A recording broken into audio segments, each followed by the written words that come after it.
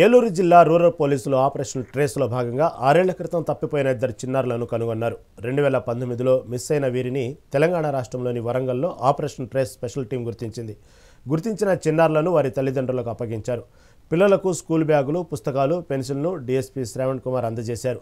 భవిష్యత్తులో బాగా చదువుకొని ఉన్నత స్థానాలకు చేరుకోవాలని డీఎస్పీ ఆకాంక్షించారు. గౌరవ డీజీ గారు మరియు ఎస్పీ గారు ఈ ప్రత్యేకంగా ఏదైతే ఈ మిస్సింగ్ గర్ల్స్, మిస్సింగ్ ఉమెన్, అలానే ఈ మిస్సింగ్ బాయ్స్ విషయంలో ప్రత్యేకమైన శ్రద్ధ తీసుకోవడంతో పాటు అందరినీ కూడా సమాయత్తం పరచడంతో పాటు ఎవరైతే ఈ తప్పిపోయిన పిల్లల్ని ట్రేస్ చేసే విషయంలో, అలానే ట్రేస్ చేసిన వాళ్ళ తల్లిదండ్రులు చేసే విషయంలో కూడా ఇది జరిగింది.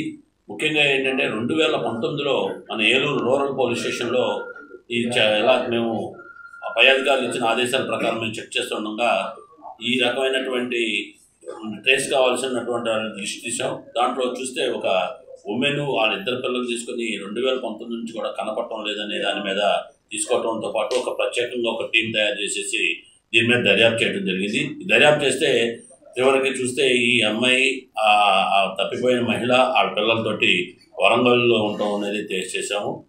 గౌరవ డీజీ గారు మరియు ఎస్పీ గారు ఈ ప్రత్యేకంగా ఏదైతే ఈ మిస్సింగ్ గర్ల్